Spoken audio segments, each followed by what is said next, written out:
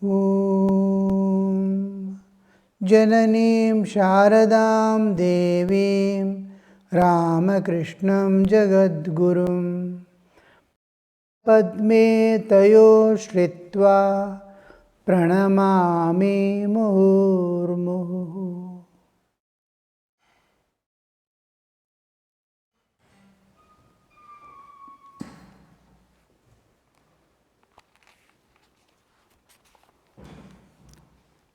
Wednesday, May 2nd, 1883.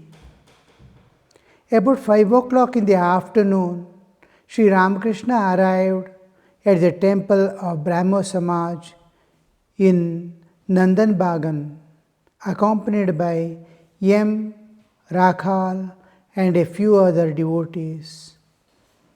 At first, Master sat in the drawing room on the ground floor where the Brahmo devotees gradually assembled. Rabindranath Tagore and a few other members of the Tagore family were present on this occasion. Sri Ramakrishna was asked to go to the worship hall on the second floor. A dais had been built on the eastern side of the room where there were a few chairs and a piano in the hall. The Brahmo worship was to begin at dusk. As soon as the master entered the worship hall, he bowed low before the dais. Having taken his seat, he said to him and other devotees, Narendra once asked me, what good is there in bowing down before Brahmo Samaj temple?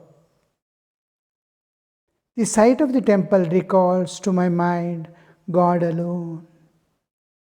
Then the God consciousness is kindled in my mind. God is present everywhere. People talk about Him. One feels there the presence of all the holy places, places of worship. Recall God alone to my mind. Sri Ramakrishna, we see going to the root of the things. One thing, the ultimate aim of our human existence is to transcend our internal nature and external nature and reach the transcendental realm. Inside is so many enemies, kama, krodha, lobha, moha, mada, matsarya, ahankara, raga, dvesha, all these are filled within. We have to transcend that. And this is our internal nature. It has become a nature, part of our existence as if. And unless we release ourselves from this, we can't aspire to go to the realm transcendental where the reality is seen in its all glory and we realize our immortality, amritatva, that cannot be reached without inner cleaning of the nature.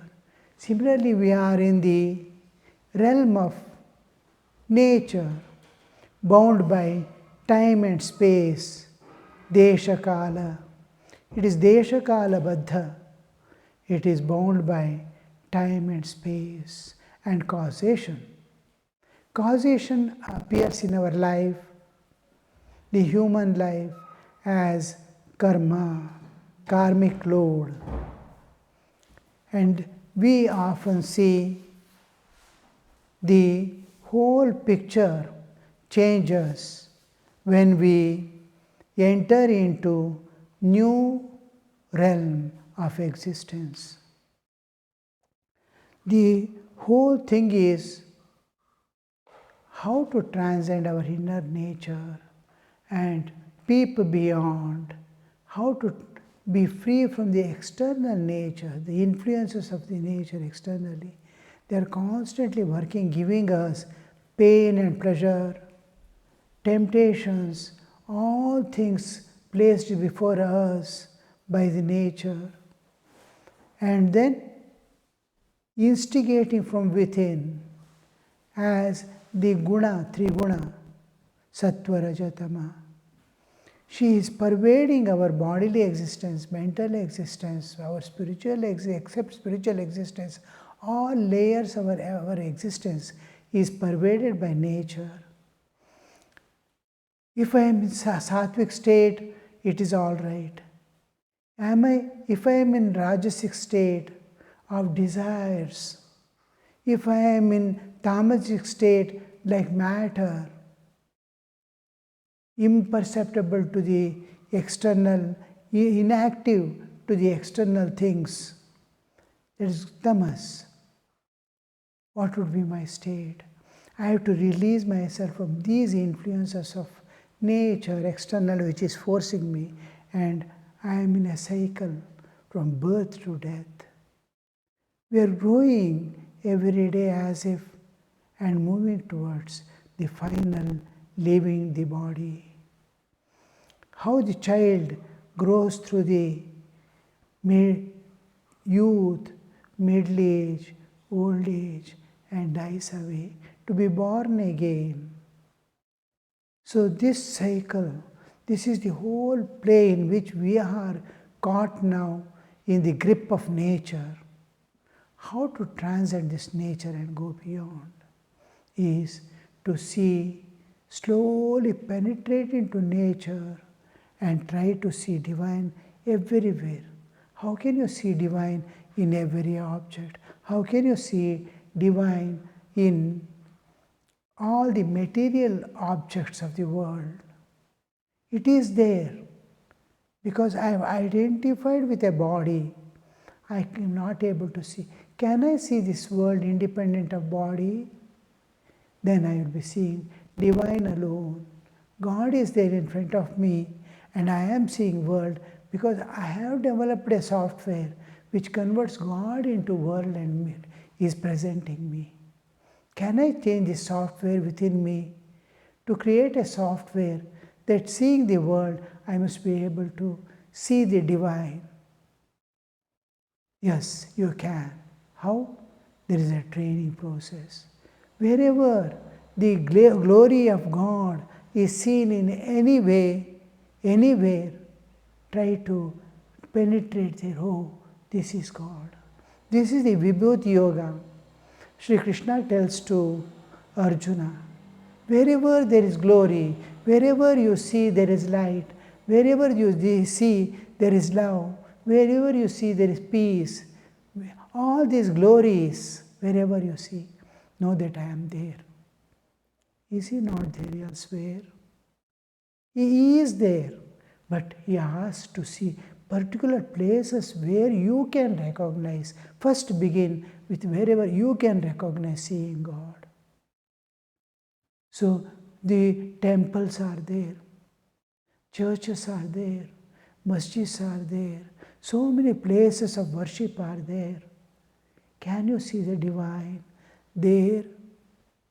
Yes, begin from there. Wherever you have your faith, try to see the divine there. Can you see in an image?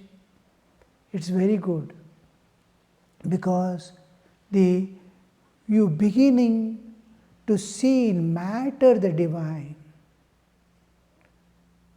We adopt a process by which you can imagine God being there and invoke God's presence there through your own heart and interact with it. Avahana, avahana. Avahana is invitation, avahana is invocation. Invoking God in a material object like an image of God, where God is invoked, made, asked to come and be present there. I may not be able to see. The previous lecture, the previous chapter, or where we just ended, the preacher says, I look upon God as electricity. I can touch and feel, but I can't see. Still deeper, we go to the modern times, we have the example of software. None of the senses can see. Electricity, at the touch you need to feel. You may not be able to see with eyes. All the five senses cannot see the software. Your sense of touch, smell, all these five senses cannot work to, but intellect can discern. You can download it, you can upload your software. Nobody can see. You can see it's working. It's working. Working also you can see, but you can't see the software itself. So, like that presence of God, can you see there? Look at the way in which the devotees runs and prays, sits there alone and weeps and prays. Oh Lord, where are you? Look at my suffering. Look at the faith in which he has kept his faith there in that image to go and weep before it, where he cannot bear the suffering. He is seeing God there. He gives the offering. He tries to please him through his thoughts and actions. Various ways he interacts with God. He sits and sings his bhajans, feels satisfied. Lord has heard his singing. All this, leave the reality part of it. See the evolution taking place in the jiva. He is concentrating on a thing which cannot be reached by reason also. He is trying to go beyond the limits of his own mind and senses. Can I go beyond mind? I can see God. Within the realm of time and space and my mind and senses, I can't see. Senses cannot perceive, mind cannot conceive, intellect cannot discern what is beyond. But this, the process of invocation, telling a child, ghost is there in that room, don't go. It will never go. Ghost is not there, doesn't matter. But look at his faith, it doesn't go there. So the bhavana is sufficient for the evolution of jiva to raise himself to a level where he is able to see one day the same God present, pervading everything and giving existence to all that exists. He is able to see one day because his senses, mind and all are so much purified, it has given it its habit of referring to mind for everything. It has transcended the limits of mind. We have to transcend mind. Man ke wo paar. Beyond the limits of mind. Can I go? Have I any time tried to go beyond mind and see anything? Here comes the religion into practice. Religion is there to make you direct your attention to the subtle realities which cannot be within the range of human perception. By no means a human with all his body and mind in perfect condition can be beyond. But here is a process by which he becomes so subtle, subtler than the mind, subtler than all his senses that can perceive, and penetrate into nature and see that divine. So first we imagine the divine in a place and have faith in scriptures and then words of the saints, words of the enlightened soul, illumined souls who assure us, I have seen. I have seen, you too can see, when Naren goes to Sri Ramakrishna and asks, have you seen God? That was the one question he constantly asked any saint or any beggar in Gerwa dress or any person whom he thinks or people call a spiritualist. You're going to ask first question. As a boy, just even when he came to Sri Ramakrishna, he was still a student in college. And first question he asked, have you seen God? Nobody could answer in a positive way. Sri Ramakrishna did, yes, I have seen more clearly than I am seeing you now, because mind and senses are seeing you now, which is unreal. I am seeing beyond mind. So, just like waking and dreaming, what is the difference? Same difference is between the waking and Samadhi Sthiti. Samadhi Sthiti is a state where we transcend all the limitations of mind and senses and intellect and go beyond and see. So in Samadhi, I have seen God more clearly than I see you. Not only I have seen, but I can make you see. This is the assurance the saints give us. You too can see. Are you ready to pay its price? Its price is very high. You have to retire from all things of the world, physically if you can, or mentally. Be with the world, in the world, but not of it. Live with family and people, but don't carry them within you. If boat is there in the water, there is no problem. If water is there in the boat, it sinks. Don't carry. This is the essence of renunciation.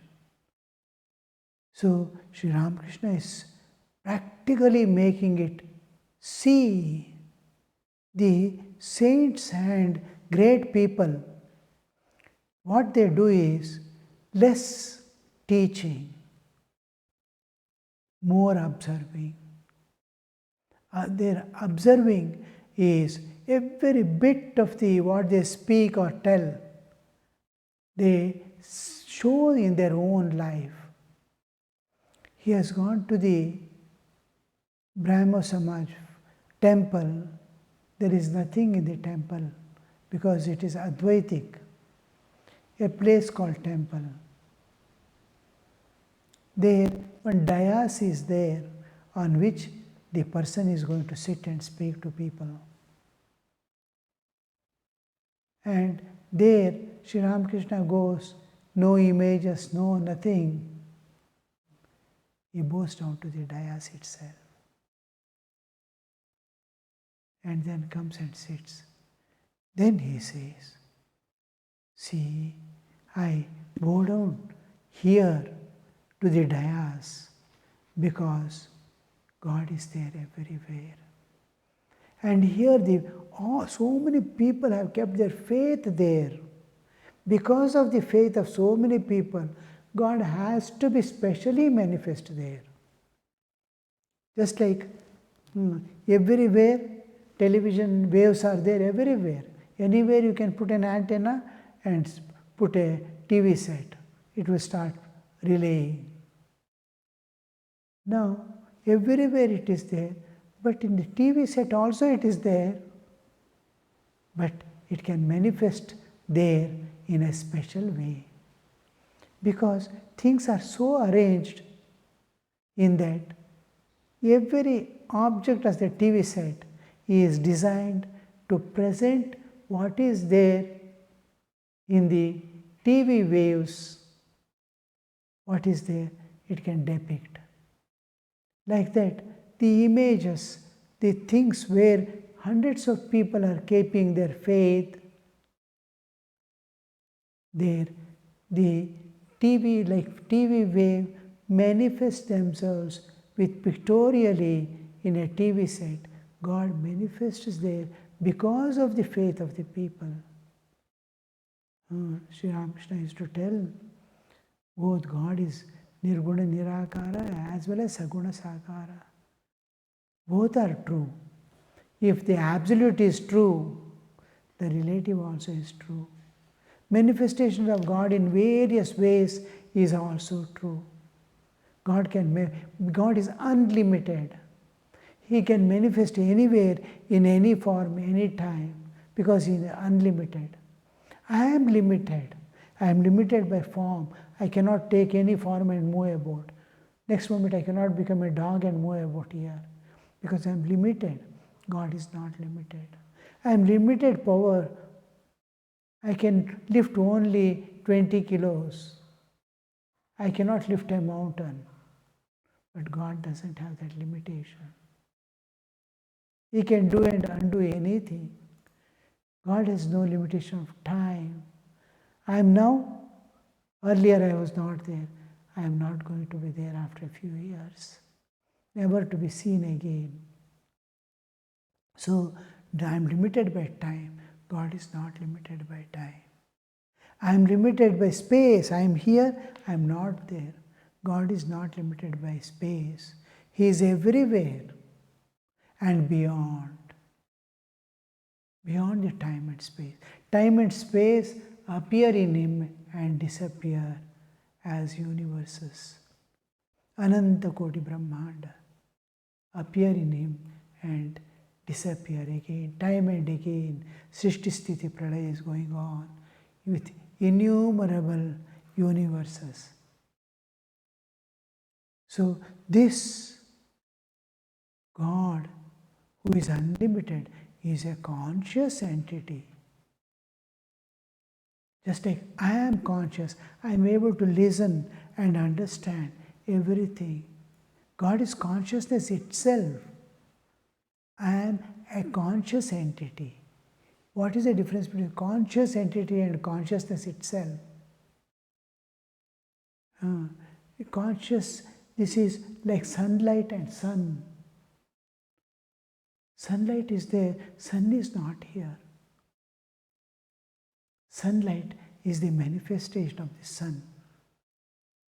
So in us, the consciousness is manifestation of the universal consciousness. And what could be the consciousness itself which is manifesting in all jivas as life? All people are conscious because of the consciousness of God. Tasya bhasa sarvamidam vibhati. By His light, everything is lighted up.